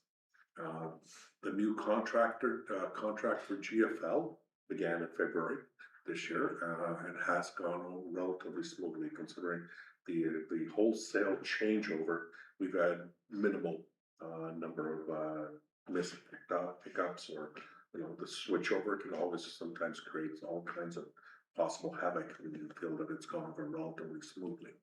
And, we'll continue to adjust throughout the months, in order to minimize any future issues with that. On that note, the other day when they picked up my garbage, I was impressed. The truck was there, the GFL green truck. Right behind it was a white half ton following.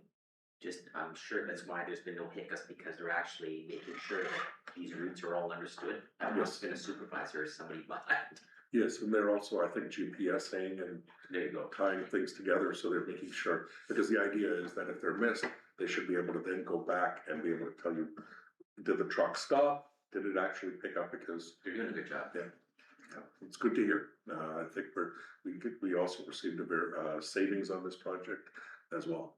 And so, summary of the monthly activities for fire and bylaw and service requests were not available in time for that meeting in January, and so I provided them this time.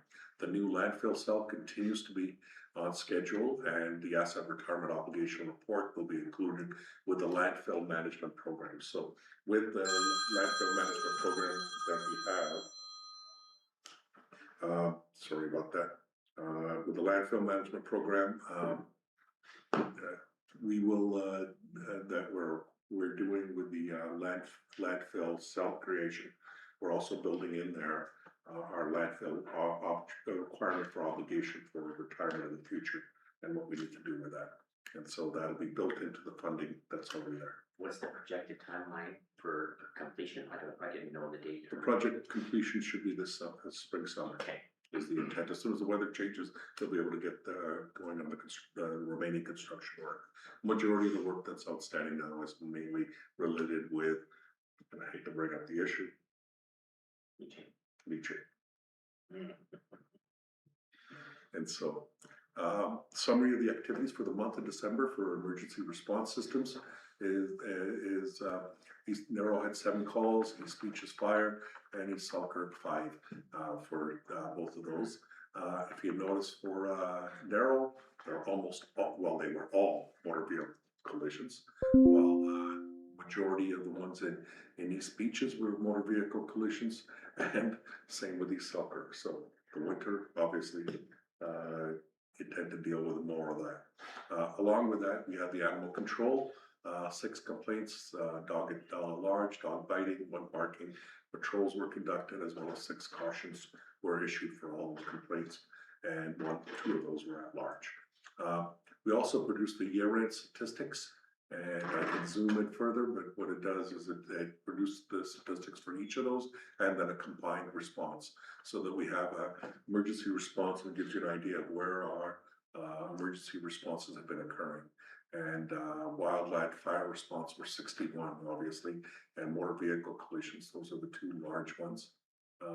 Number 3 is which I was surprised at. I know it's a combined response, but 41 monitored water, that takes time. Yes, and we have been monitoring that so that we can try to reduce that as much as possible.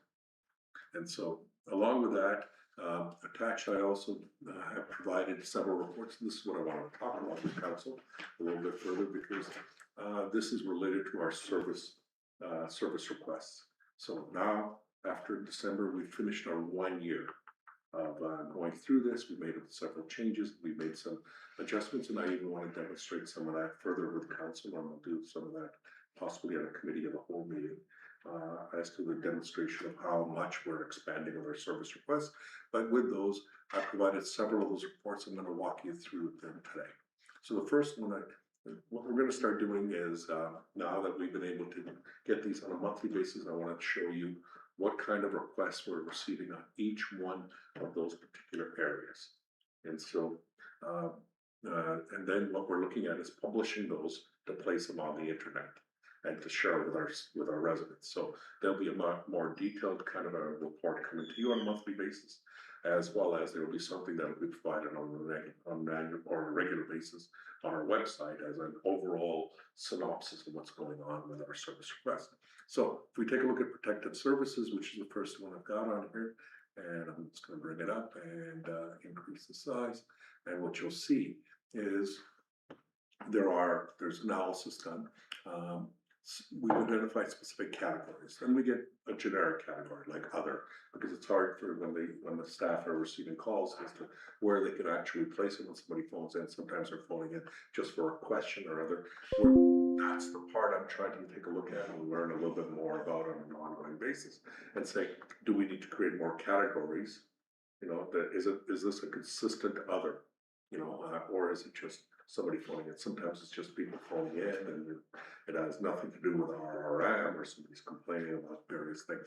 As you can see, these are the total number of complaints that were received on each one, whether they were burning related unsightly properties, animal control, and so forth. So we have a total of all the complaints for last year that were received by law enforcement. So it's information to share with council, gives you an idea. It also tells us that which ones are still in progress. So remember, this is January to December of last year. Some of those could be from December. And sometimes they are in progress. As an example, it could take them. Sometimes we'll receive a complaint in December about somebody complaining and wanting us to monitor flooding for the spring. And so it'll be put on hold, or it'll be continued. And so those are the things that we can go back and check on. And it's an opportunity for council to get these kinds of reports on a regular basis and say, why am I seeing this? You know, and can I get more information on this? And then we can look at a better level of communication and keep on top of these types of analysis. And so, you know, what you'll see is most of them are closed. There's 7 in progress. Right? Yes, 7 in progress. Which is nothing. Well, it's good. It's good to know, right? And how many of those are in December and January? You'll know more when you're getting this. This is a year report. Yes. What I want to do is do a similar report every month moving forward. Yeah. After I've demonstrated what some of the things are, then I want to start looking at offering opportunities for council to get some of these electronically. So that's because of this new system that we've created. Remember, we've also did this. Now Red River Planning is looking at implementing the same system, joining out with us, reducing our costs, as well as St. Andrews is interested in doing this as well with our system to have a similar sort of analysis. Next is Public Works. I would suspect that you're most interested in it. So we'll just talk about Public Works here for a second. You'll see there's 2 pages worth of requests here. So I've separated Public Works. There were 1,100 and some total calls to Public Works from various different sources, but I separated them out between water and waste, which are utility related, as opposed to Public Works. And so when we take a look at Public Works, you'll see miscellaneous questions and concerns. So people are sometimes phoning just, oh, what's involved with my what's involved in how often do you do grading, or what kind of stone did you use, or some of those kinds of questions, and some are very specific. Sometimes what's happening is staff that are receiving the request sometimes can't determine, because we have a lot of categories, and sometimes can't determine the right category. So we're going to build in the system also, and Kevin, myself, and Tyler are getting together to then look at moving those miscellaneous questions and built in the process. It may come in as a miscellaneous question, but then gets moved down to dust control, or gets moved down to overgrown weeds. And so that we don't have those large numbers sitting there, but exactly where they relate. But now you begin to see for the entire year, you know, we had 83 dust control complaints. for the entire, report. And now, the advantage is, as we're also doing or completing our regular committee of the whole meetings, we're gonna focus a lot on public works. I'm hoping to get ahead of the game so that public works can tell you, we're moving towards gravel operations. And then you'll get a monthly report telling you what kind of complaints that have been received, and you can verify, oh, are they directly related or not? Those kinds of things that we can start looking at. Which ones are related with missing signs, plugged culverts. But when you start going down, lights not working, 3 complaints. Asphalt road construction, 3 complaints, public green space, 3 complaints. When we get down further, sanding, 1 complaint has been recorded. Now, they might have ended up in miscellaneous concerns and comments. That's why I wanna make sure that we're looking at those and seeing this kind of information. Then I wanna be able to show you what are the top 10 complaints we're receiving on each month. So then it gives us an opportunity, that's how we look at performance. That'd be good one. Yeah. Top 10 in 1, yeah. And I'll show you how it can work. We have that. Scroll back down to the top, to the miscellaneous questions. Yeah. And miscellaneous concerns. 'Cause you Yeah, got so there the were 2 concerns, types. You got, yeah, Yeah, so there's 2 types. One is miscellaneous questions, which is at the top level. Another one is related with roads, and it's called miscellaneous questions and concerns. It's gonna be renamed now. This is what happened last year. So I'm taking, and that was our learning year. Now we've changed that around a little bit, so there's only 1 miscellaneous, not 2 miscellaneouses in 2 different spots. So what we have is, you can go down and say, somebody just phones in and it's, and you can't determine it's anything to do with roads, grades or anything, so it's just a regular miscellaneous question. So it just gets put in a miscellaneous question Okay. immediately. But somebody says, oh, I'm complaining about a road. Oh, okay, they go down to the road. Then they go to select something and there's nothing available in the selection below that. So then there's another one at the bottom of that. So that's like a couple of tiers down. Yeah. And so both of them are coming up as individual in here, but it's trying to fix that. That's that whole, trying to narrow down these complaints. so the concerns would be also related to roads and stuff. Yeah, Laconia, anything. Or anything, yeah, okay, thank you. So that's our Shouldn't public let you go works. through everything. Oh, no, it's okay, ask the questions as you go. So, water and waste, okay? In water and waste, similar idea, so what do we have as majority of the questions that are related with water and waste? When we start looking at these, we start seeing, in progress, so we got open, is there any open? Oh, there's still 1 open, submit meter reading, okay? That might have been in December. Yeah. And it's still open now, the idea is now what's happened is we built in procedures. So Kevin, the process is something comes forward and may go to a staff member, or it may go to Debbie, and then Arleta. And then on a regular basis, Kevin is now producing a monthly report or a weekly report, which says what are still open so that he can then go back to Arleta or to Chris or to Sean and say, what's going on these so that we can close them up. On top of that, then there's monthly reports that you'll get, that we'll start keeping track so that we don't have anything that's sitting there outstanding for any length of time. So that's the whole principle. And now what we can do is a true comparison, because we've been using the system for a year, so everything we compare with is a comparison month to month. So that was the advantage of the system. Now, next month, you can take a look and say, what was it like in March of last year? What kind of complaints we were receiving? And what kind of complaints we were receiving this March? You can do those kinds of things. And those are the kind of questions that we can start asking ourselves, even at the committee of the whole meetings, where we start dealing with our service-related issues that aren't necessarily on a public agenda as a council, but for council to know what's going on. So here you'll see lagoon inquiries. So what are the top ones? We're getting missed pickup. Obviously would be large on waste, like our curbside pickups. So that's a missed pickup. Sewer connection inquiries.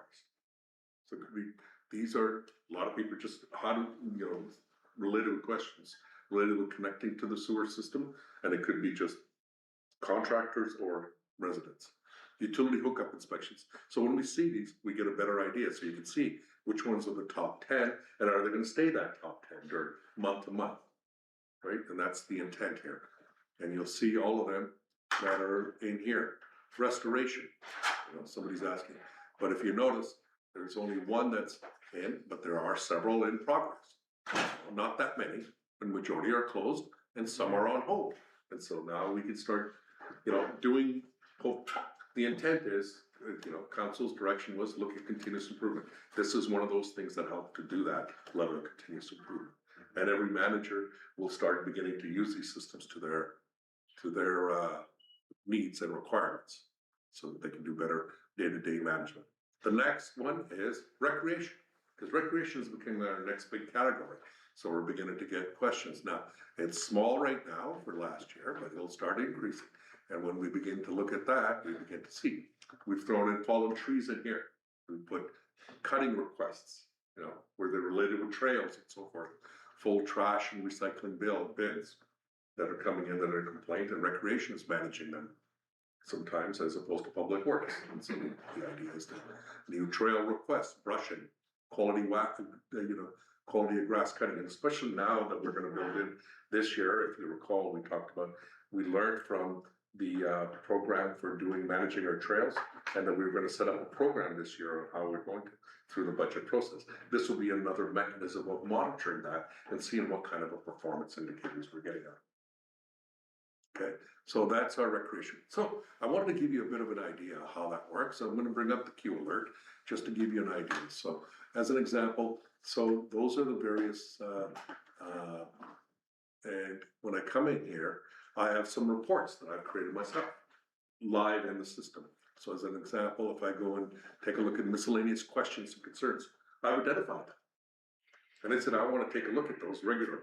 So as a manager, I can take a look at those. If you have questions, you can say, what are those all about? So I can bring those up as a discussion point with you and take a look at each one. So we can take a look at something that's been completed, as an example, Park Place. So service request was opened and it was routed to Public Works. And the service request had received a call, advised that while the grass was being cut on Park Place, this morning the resident noticed a cable sticking out of the ground. The cable is located between such, so that's, as you can see, it's a miscellaneous kind of a scenario. It's not directly service related, but it is a serious issue that we need to know about. Then you can track when it was sent, when it was escalated, who dealt with it, and went and took a look at it, not sure where it is, and so there was some back and forth communication that went on to that, and we have a map location where it was, and we get some details, and so that gives you an idea of a particular one. There could be another one which could be, please, I arrived this morning to find some hideous culvert markers. Somebody was complaining about the kind of culvert markers we're putting in. So it's, but we've recorded, but the principle here is that we need to know those kinds of things for council to know and for you, and to say, okay, here's, and when somebody says, well, I've called 20 times, we'll have that. Yeah. And we can look into that. And you've seen that because you've had some complaints in the past, and I've gone and researched it. Can you This put is that all on? good information, it's detailed. Okay, Good. just remember, this is live, and we are live, so I can certainly talk about those after in camera. I don't wanna look at personal information on got it. when I'm sharing streaming. Okay. Okay, But this is working. so that's working. Set up very So nice. there's my monthly report. So I produce a monthly report on what type of requests that were received, and are they in green or in red? Are they been completed, what's outstanding, what's going on, overgrown weed, lagoon and so forth, who it's been assigned to, those kinds of things. So these are the kinds of special reports that can be created on an ongoing basis. Okay, then we get into reporting itself, and I wanted to cover that. So these are the kind of things like this dashboard that I've been sharing. Now we can specialize that dashboard and start making this available online. Okay, and so I'll give you an example on the reports that we were looking at, the request by type. So when I do a request by type, and I can say, okay, so do we complete a request by type? And what I want to know is for the month of February, for the sake of argument today, for the month of February, and it'll be, although we're not gonna, the entire month is complete here, but I can go in here and I can go geographic area. Okay, so what you'll see here that we've been able to do, we've got pickup zones, so we can go by different various various pickup zones, so I can look at specific requests by a specific date. And get, it depends on, the tools are there, not necessarily do you have the staff and resources to deal with all those things at the time, but if the information is there, it can be used in the near future. Okay, but here, where we're looking at sharing with other municipalities, so the municipality can pick up their own, as well as what we have as service areas, and then we have wards, so I'd say, give me all the requests in Ward 1. Okay, just for the month. When I've done that and I submit, these are all the ones of the month. You can see I had one is open, and or missed pickup. I have 2 types of missed pickups. So missed pickups are related with missed pickup for garbage. That's some of the wording we gotta change on. Missed pickup for garbage and missed pickup for recycling. Okay, so they come in separately in here. So windrow removal on municipal right of way, subdivision questions. Those are the kind of things that we can now look at, and maybe it becomes a service related issue that we want to have a discussion as a council with the administration, or you want to have that with the administration. The well inquiry. So we had a well inquiry out of somebody and it was close, so it was probably not much of an issue in Ward 1. I could do the exact same thing in Ward 2, or look at it by a pickup zone. So I saw those as a pickup zone, but geographic area. So what I've done is geographic area here, and I've identified Ward 1, but I could say, is there for Friday and Wednesdays? Okay. And then submit it. And so now, one of those missed pickups is gone. And the intent here is that's that level of granular analysis that you're able to do on this kind of a system as we move forward. But the big issue is you can also map these out. Produce the report and then map them out on, show me all the animal carcasses complaints we received. Right? That's cool. Isn't it? This is the kind of stuff that becomes useful, not only for council, but for our residents and for ongoing And management. the more data that goes into it, the more you use it, the more it builds. Exactly, over Yeah. the years, Yeah. and as you begin to refine many of those miscellaneous questions, so it's a product, as a continuous improvement product that helps. And remember now, this year, we're also rolling out the app. And once we roll out the app, what that'll do is that people will be able to bring it up on their phone and say, they're already logged in, we already have all their information because they've registered with us, and once they say, animal carcass as an example, dead coyote on the side of the road, when they click on that, we already know the exact location because the phone knows it, and it sends it to us. And now this is aligned with our mapping, so that was the other big change we made. So the mapping, when we start sharing this with St. Andrews, who are very interested, the CAO's approached me a few times, but I wanted to make sure the system was working properly to demonstrate it properly. And we had worked out the bugs on our end. So they're interested. Red River Planning wants to record all their complaints through this system as well. So that we'll have that as added work, and all of us are sharing the same GIS. Yeah. And so to a resident, what does it matter if I'm crossed over the river, or I'm on one side of Coronation or the other side of Coronation? They'll be able to just send it and automatically routes it to proper GIS location. So that's the long-term intent. So that was animal carcasses. So let's take a look at that's a whole bunch there. I don't know what I clicked on. But A lot of animals. It can't be animals. permits, those are these are our permits. So lot grading permits and those kinds of permits. And so those are permits, so let's go and take a look at solid waste. Oh, lots of concerns about solid waste, but you'll notice they're within the curbside pickup area, right?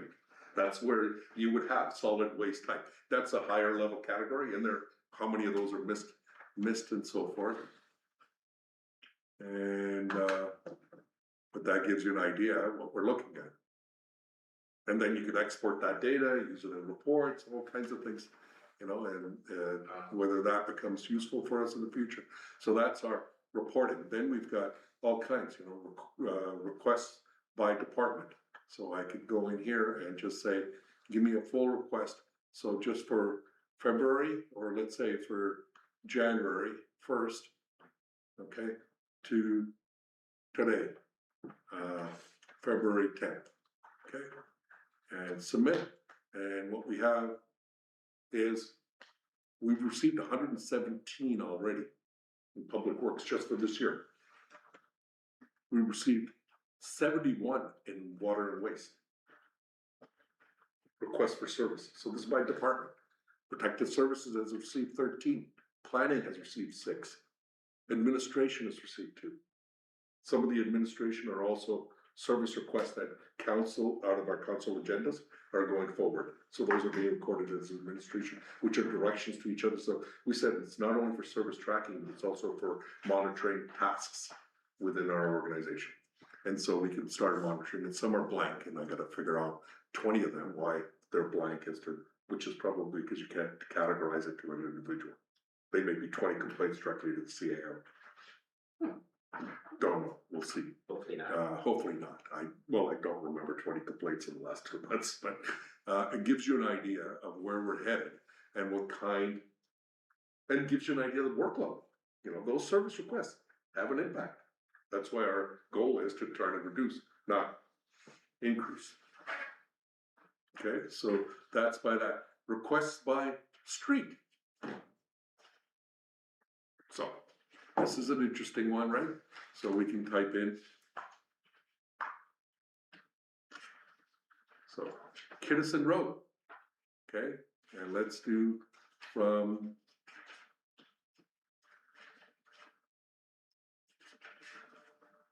January 1st of last year till February 10th, okay? All the ones on Kinnison Road. Received miscellaneous questions, recreation, fallen trees, even with Lebo landfill. So I'd have to see, you know, that's somebody from here or with an address on Kinnison.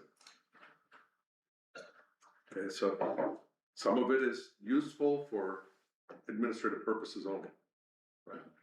You know, requests by hold type. We've got an SMS usage report. How many of those text messages are we sending directly from the system?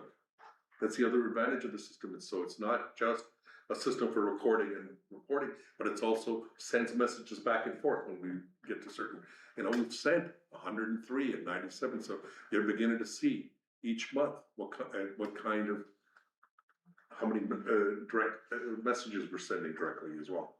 You know, we've got voice usage. How many direct calls did we make? We can also send messages by voice, like a recording. Your application has been processed. So all those things become things that become, so year-to-year comparison, that's what you council would want to know about. So this year, we can't do a lot of that, but as we move forward, we'll be able to do that. As you're seeing, this was the year-to-year comparison. So what we have here is how many requests were being closed. Okay, so this is just a generic report. We can modify it more as we need to. How many requests were in progress throughout? So you're beginning to see, you know, when the 319 were closed, but we still had 219 in progress. So it's a busy time of the month, right? And it's obvious, July tends to be with various different things. You begin to see how many open requests are also in those, so that you can sort of kind of monitor, just begin to see some peaks. Why are those, and how do we smooth those out? And this is, you know, this helps with staff and planning kind of thing as well, and for council to see it, say, are we seeing any kind of a trend? And if you're beginning to see a regular trend, and we're consistently every year over year, I can do more than 2 years, I could do 3 years, right? So next year, this year we'll do 2 years, next year we'll do 3 years, and we'll see if there's trends happening. And if there's trends happening, then we begin to focus on that particular month and say, give me some more data on this. Right? And what's happening in that month that's causing that? Was it a month that we introduced a new program or a new service? You know, those are the kind of things you begin to learn from this. So I wanted to give you that as a quick synopsis of where we are sitting today. Amazing. Okay, so this product has been living up to its expectations. Again, it's part of our Catalyst suite of products that we already have. So I'm very happy with the moving forward. As soon as we get the app going, that'll certainly change things dramatically again. This has not taken away anybody phoning us directly. Sorry. No. Okay, thank you. Such detail, you know, and everything, there's nothing you can't. And this is the results from going on the site and using that service tracker, right? To fill that in? Correct. Okay, so that wasn't working. When I put my postal code in, it kept on saying that it wasn't legit, all this stuff, so I phoned Kayla, and then I sent it in to Tyler to get it corrected, so. Okay. There's So a little bit of glitch. There'll be glitches. And I'm just thinking, yeah, and with you having so many people on Kitson Road, I think those are people then phoning in, that you're having so many people on the, yeah, Exactly, cause then it was the address here that she used for, exactly. that it sent through, so. Yeah. And those are the things that we're gonna learn from and say, how many of those people, how many of those calls are coming in? And so the hope is, you know, that you'll always have calls, but you wanna get to the point on a self-serve as much as possible so that people can get the service. But some of those are never gonna change, let alone there are also other challenges that we're gonna discuss in camera, like with our call centers that we have to deal with on a regular basis sometimes. Because when humans are dealing with it as opposed to systems, sometimes you run into those issues as well as to somebody not recognizing it as an emergency. Okay, so that's my CA report for January, brought on February 10th. Thank you. Heather, do you have anything that you'd like to share with us today? No. Okay, so I guess we can move in camera and we'll go from there. Okay, sorry, Madam Mayor. That's okay.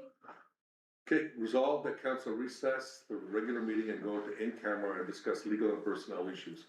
And be it further resolved that the matters discussed are to remain confidential as per section 83(1)(d) of the municipal act. Wavy. Oh, Councilor Horbis wants to talk? Are you moving that resolution? Yeah, I think he had a question. Oh, if Councilor Horbis has a question, go ahead, Councilor. If you have a question, We'll come back. Councillor Horbis, go ahead. Thank you. No, I'm just moving it. Okay, Oh, sorry. okay, moved by Councillor Horbis, second please, Councillor Bazarowicz, any further discussion? All in favor, opposed, and that is carried.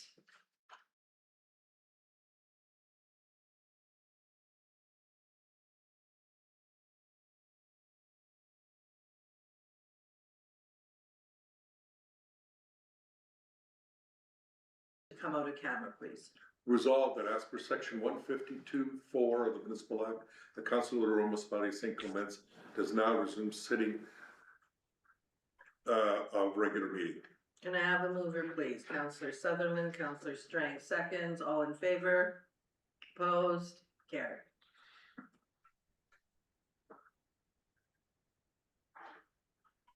And I believe we have one resolution, Yes, Madam Mayor, I'll read the resolution. Just give me 1 second. Sure. And something refresh.